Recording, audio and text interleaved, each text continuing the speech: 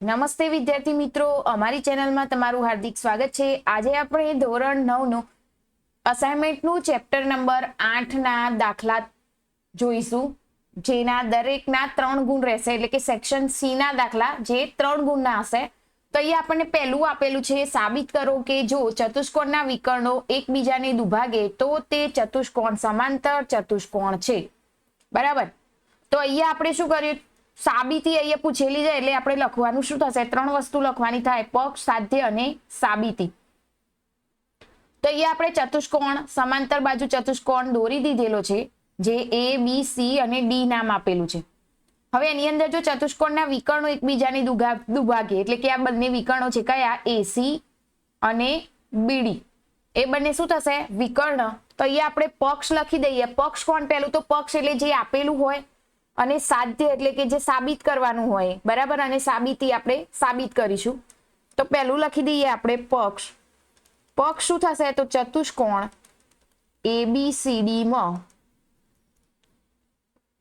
એસી અને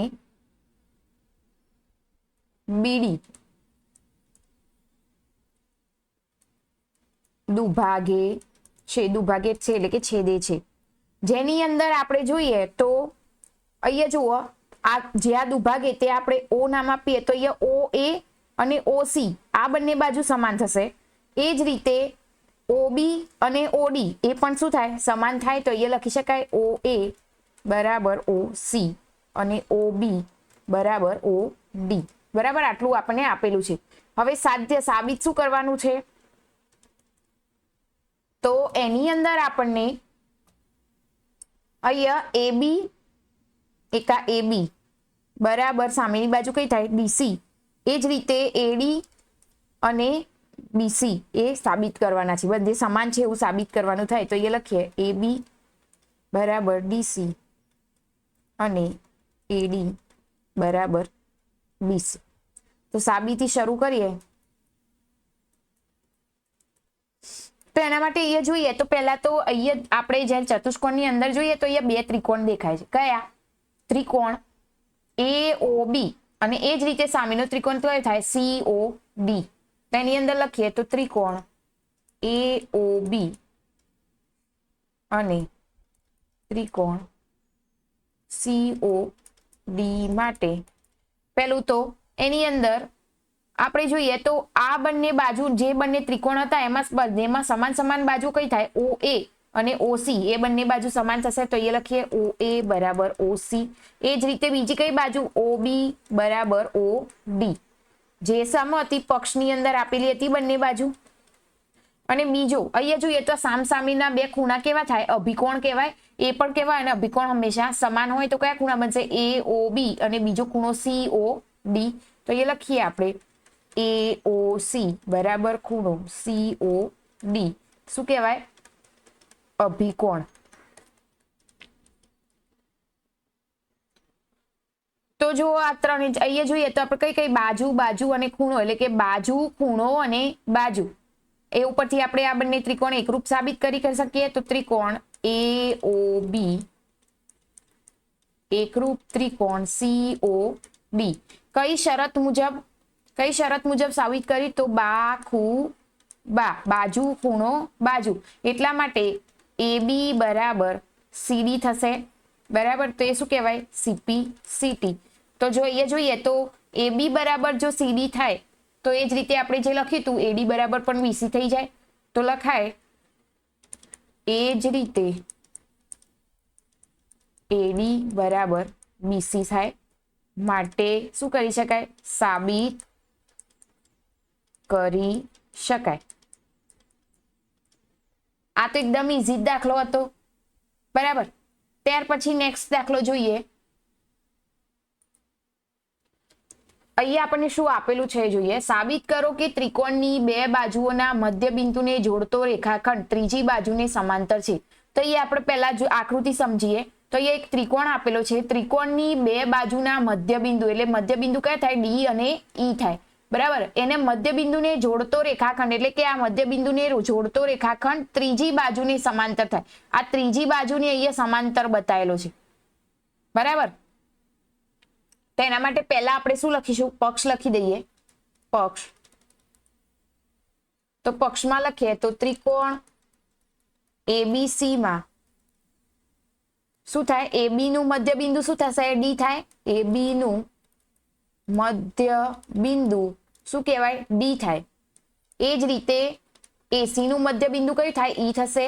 તો AC નું મધ્ય બિંદુ શું થાય? E છે. હવે સાધ્ય એટલે સાબિત શું કરવાનું?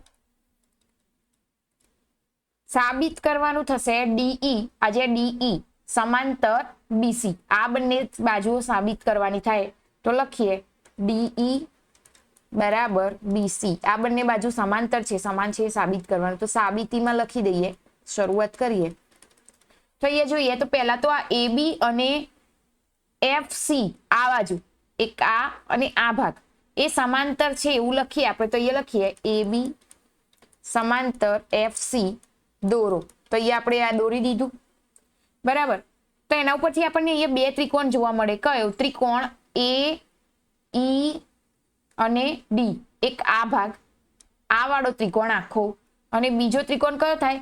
CEF. એટલે આ ભાગનો ત્રિકોણ અને આ ભાગનો ત્રિકોણ, આ બંને ત્રિકોણ. તો અહીંયા લખીએ ત્રિકોણ AED અને ત્રિકોણ CEF. તો એની અંદર જોઈએ તો અહીંયા સરખું શું જોવા મળે? પેલું તો A અને E. અહીંયા જુઓ AE બરાબર EC થાય, કારણ કે આ બંનેની બાજુ આ બધા સમાન થશે. તો એટલા માટે અહીંયા લખીએ AE બરાબર EC. હવે અહીંયા જોઈએ તો આ બંનેમાં EC, E એ શું કહેવાય? એનું મધ્ય બિંદુ થશે. તો લખી દઈએ અહીંયા E એ મધ્ય બિંદુ. બરાબર. તો એની અંદર જોઈએ આગળ બીજું શું દેખાય છે? એક ત્રિકોણ એટલે કે એક ખૂણો DAE અને બરાબર ECF. આ જુઓ અહીંયા Z બનશે આ રીતે. બરાબર. ખૂણો A અને ખૂણો C.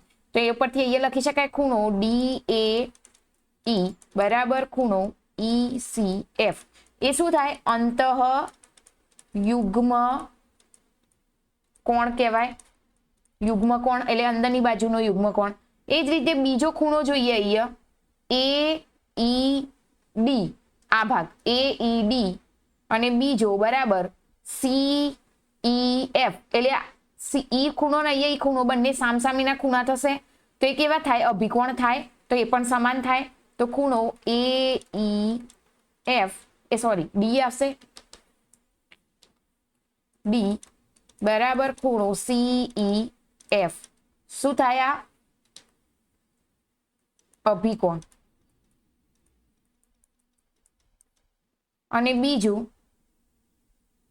તો અહીંયા સાબિત થઈ ગયું. જુઓ બાજુ અને આ બે ખૂણા. તો બાજુ ખૂણો બાજુ. તો કઈ શરત થાય? ખૂબ આ શરત થશે. સોરી, ખૂબ આખું શરત થશે. તો અહીંયા આ રીતે લખી શકાય ત્રિકોણ AED સમાંતર એકરૂપ ત્રિકોણ CEF. આ શું થાય? ખૂબ શરત મુજબ આ ત્રિકોણ કેવા કહેવાય? એકરૂપ થયા. બરાબર. તો જો એ ત્રિકોણ એકરૂપ થતા હોય, કયા ત્રિકોણ? તો આ ભાગની વાત કરેલી છે.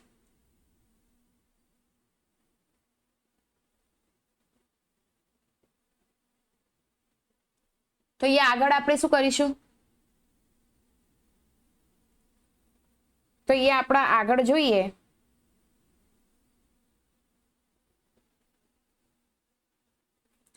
તો અહીંયા એ જ રીતે AE બરાબર EC. એક મિનિટ, આ તો આપણે ફરીથી લખ્યું ને AE બરાબર EC.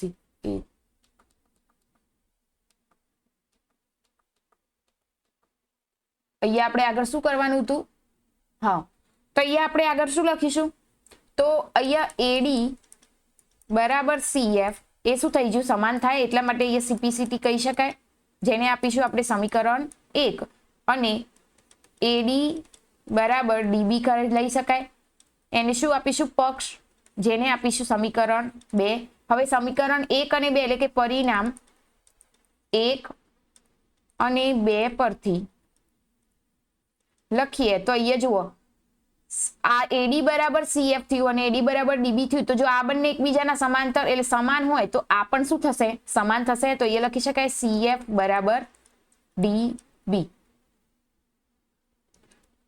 તો જો સીએફ બરાબર ડીબી હોય તો એ પણ શું થાય? સમાન થાય, સમાંતર થશે. તો એટલા માટે એ ડીબી છે. તો માટે ચતુષ્કોણ આ રીતે લખાય ડી બી સી એફ. એક મિનિટ. DBCF સમાંતર બાજુ ચતુષ્કોણ છે. એટલા માટે DF સમાંતર BC લખી શકાય. બરાબર. તો આ પરથી આપણે આ વસ્તુ સાબિત કરી શકીએ. ત્યાર પછી નેક્સ્ટ જોઈએ. અહીંયા શું આપણે સાબિત કરો કે સમાંતર બાજુ ચતુષ્કોણના કોઈ પણ વિકર્ણ તેનું માપ બે એકરૂપ ત્રિકોણમાં વિભાજન કરે છે. આ તો એકદમ ઈઝી દાખલો છે. જોઈએ અહીંયા ચતુષ્કોણ ABCD આપણને આપેલું છે. અહીંયા તમે વિકર્ણ કોઈ પણ એક લઈ શકો, AC પણ લઈ શકો અને BD પણ લઈ શકો.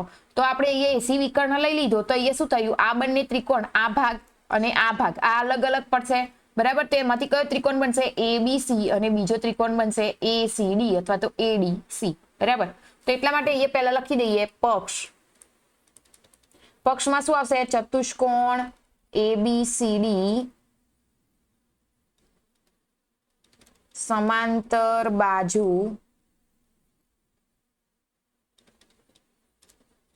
ચતુષ્કોણ છે. સાધ્ય શું થશે? તો સાધ્ય થાય આપણે સાબિત કરવાનું ત્રિકોણ ABC એકરૂપ ત્રિકોણ કયો થાય? CDA. બરાબર. આપણે આ સાબિત કરવાનું. તો સાબિત કરીએ. આ તો એકદમ સીધો અને ઈઝી દાખલો જ છે. તો એની અંદર લખી દઈશું આપણે પહેલા તો ABC, ત્રિકોણ ABC અને ત્રિકોણ CDA માટે. હવે એની અંદર જોઈએ તો જે આની અંદર AB, આ AB બાજુ બરાબર કઈ થાય? આમાં AD થાય.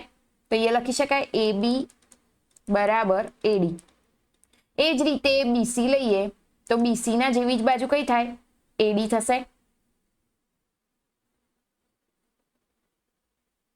બરાબર. તો BC બરાબર AD. અહીંયા સોરી, અહીંયા આપણે શું લખવાનું હતું? DC લખવાનું હતું. અહીંયા શું આવશે? DC. બરાબર. આ શું હતું? પક્ષની અંદર હતું. આ પણ શું લખી શકાય એની પાછળ? પક્ષ. અહીંયા જોઈએ ફરી એકવાર. AB બરાબર શું થાય? DC, સામસામેની બાજુ. એ જ રીતે BC બરાબર, અહીંયા ક્યાં તો BC બરાબર શું થાય? AD. બરાબર. તો આની અંદર તો એક કોમન બાજુ કઈ આવશે? બંનેમાં સમાન હોય એવી. તો AC બરાબર AC. કે શું કહેવાય? સામાન્ય બાજુ. તો આના પરથી સાબિત કરી શકાય કે ત્રિકોણ ABC એકરૂપ ત્રિકોણ CDA કઈ શરત મુજબ? બા એટલે કે બાજુ શરત પરથી આ ત્રિકોણ એ એકબીજાના વિકર્ણો તેનું એક ત્રિકોણમાં વિભાજન કરે છે. એ આ પરથી સાબિત કરી શકાય. અને શું સાબિત કરી શકાય? ત્રિકોણ ABC એકરૂપ ત્રિકોણ CDA. બરાબર. આ પરીક્ષામાં પૂછાય એવો મોસ્ટ IMP દાખલો ઘણીવાર પૂછાયેલો છે. ખાસ ધ્યાન આપજો. ત્યાર પછી નેક્સ્ટ જોઈએ. અહીંયા શું આપેલ છે? સમાંતર બાજુ ચતુષ્કોણમાં સામસામેની બાજુઓ સમાન હોય છે તેમ સાબિત કરો. આ પણ ઈઝી દાખલો છે જે આપણે અત્યારે આગળ ગણ્યો એ જ પરથી આ પણ દાખલો ગણવાનો છે. તો જોઈએ એની અંદર આપણે લખી દઈએ. અહીંયા આપણે ચતુષ્કોણ ABCD આપી દીધો છે, દોરેલો જ છે. એમાં શું કીધેલું છે? સામસામેની બાજુઓ સમાન હોય તેમ સાબિત કરો. એટલે સામસામેની બાજુ સાબિત કરવાની છે. તો એ લખી દઈએ આપણે પહેલું તો પક્ષ. પક્ષમાં શું લખીશું?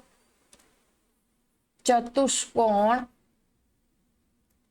ABCD સમાંતર બાજુ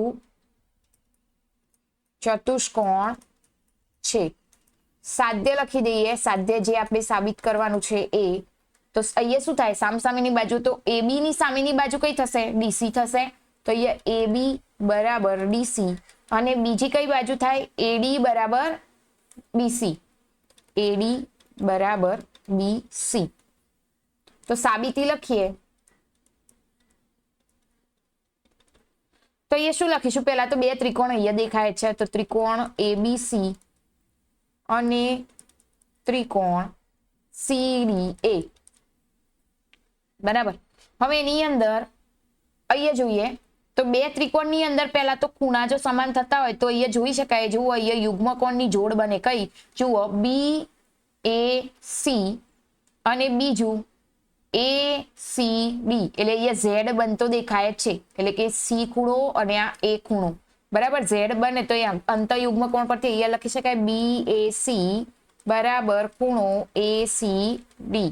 આ શું કહેવાય? અંતઃયુગ્મ કોણ. એ જ રીતે બીજો પણ અંતઃયુગ્મ કોણ બને. કયો? ખૂણો બી એ સી બરાબર ખૂણો સી એ ડી. આમથી આમ બનશે, આમ ઊંધો એન. બરાબર. તો અહીંયા જોઈએ તો અહીંયા શું લખી શકાય? બી એ સી બરાબર ખૂણો સી એ ડી. આ શું બન્યું? આ પણ અંતઃયુગ્મ કોણ. બરાબર. તો અને બીજું આની અંદર બંનેમાં સામાન્ય બાજુ કઈ થાય? એસી થશે. તો અહીંયા લખી શકાય એસી બરાબર એસી. શું કહેવાય? સામાન્ય બાજુ. તો આ તો જોઈને ખબર પડી જાય કઈ શરત આપણે યુઝ કરી કહેવાય. તો અહીંયા લખી દઈએ પહેલું તો ત્રિકોણ એબીસી. આના પરથી આ શું કહેવાય? એકરૂપ ત્રિકોણ સીડીએ. કઈ શરત મુજબ? ખૂબાખૂ. ખૂણો બાજુ ખૂણા ઉપરથી. એટલા માટે આના ઉપર એબી બરાબર ડીસી એટલે શું થાય? સીપીસીટી. એ જ રીતે બીજી કઈ બાજુ હતી? બીસી બરાબર એડી. એ પણ શું કહેવાય? સીપીસીટી. બરાબર. તો આ પરથી આ જ દાખલો આપણે સાબિત કરી શકીએ. ત્રીજાના જેવો જ હતો ચોથો દાખલો પણ. ત્યાર પછી નેક્સ્ટ દાખલો જોઈએ તો નેક્સ્ટ દાખલો એ આપણો બીજા દાખલાના જેવો જ છે. આકૃતિ તો સેમ એવી જ છે. તો અહીંયા આપેલું શું છે? સાબિત કરો કે ત્રિકોણની એક બાજુના મધ્યબિંદુ માંથી બીજી બાજુને સમાંતર દોરેલી રેખા ત્રીજી બાજુને દુભાગે છે. તો અહીંયા આપણે ત્રિકોણ દોરી દીધો એબીસીડી. આકૃતિ દોરી દીધી. એ પરથી આપણે જે બાજુઓને બતાવવાનું હતું એ પણ બતાવી દીધું. તો અહીંયા લખી દઈએ પક્ષ શું આવશે? ત્રિકોણ એબીસી માં ડીઈ સમાંતર બીસી થાય. ડીઈ અહીંયા જુઓ ડીઈ સમાંતર બીસી. આ બંને બાજુ સમાંતર છે એકબીજાની. તો સાધ્ય સાબિત શું કરવાનું થશે? તો ઈ એ એસી નું મધ્ય બિંદુ છે. આ સેમ બીજા દાખલા જેવો જ દાખલો છે. સાબિતીમાં લખી દઈએ એબી સમાંતર એફસી દોરો. ઈએફ ને જોડો. તો અહીંયા બે ત્રિકોણ બનશે. કયો? ત્રિકોણ એડીઈ. એક આ ત્રિકોણ અને બીજો આ ત્રિકોણ લેવાનો. કયો ત્રિકોણ? આ સીઈએફ. તો અહીંયા લખી દઈએ ત્રિકોણ એઈડી અને ત્રિકોણ સીઈએફ. હવે એની અંદર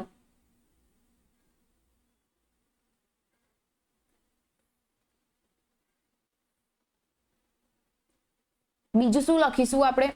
તો અહીંયા લખી દઈએ ડીઈ સમાંતર બીસી. આ ડીઈ સમાંતર બીસી. તો ડીએફ સમાંતર બીસી કહેવાય. બરાબર. આ ભાગ આખો જોઈએ તો ડીએફ પણ બરાબર બીસી થઈ જાય ને. તો અહીંયા બીસી થશે. તો એ અહીં લખીએ ડીબીસીએફ કેવો ચતુષ્કોણ કહેવાય? સમાંતર બાજુ ચતુષ્કોણ છે. આ એક ચતુષ્કોણ બનશે. જુઓ ડીબીસીએફ. આ એક ચતુષ્કોણ બન્યો. આ ભાગ આખો ચતુષ્કોણ કહેવાય. બરાબર. તે પરથી આપણે લખી શકાય શું બનશે અંદર સમાન? તો ડીબી આ ડીબી બરાબર શું થાય? સામેની બાજુ એફસી. તો ડીબી બીજું સમાંતર કઈ કહેવાય? એફસી. આ એક સમીકરણ. અને બીજું શું તમે સમાન થાય? એડી બરાબર ડીબી. આ પક્ષ આ બાજુ પણ સમાન છે એવું બતાવ્યું. તો અહીં આગળ જોઈએ અને સમીકરણ આને આપીશું આપણે પરિણામ 2. તો અહીંયા લખી શકાય પરિણામ 1 અને 2 પરથી પરિણામ 1 અને 2 પરથી અહીંયા જોઈએ તો સમાન સમાન આપેલું છે તો ડીબી જતા તો એફસી અને એડી બરાબર સમાનતા લખી શકાય. તો અહીંયા એડી બરાબર એફસી લખી શકાય. આ આપી સમીકરણ 3. તો એ પરથી ત્રિકોણ કયો ત્રિકોણ એઈડી અને ત્રિકોણ સીઈએફ માટે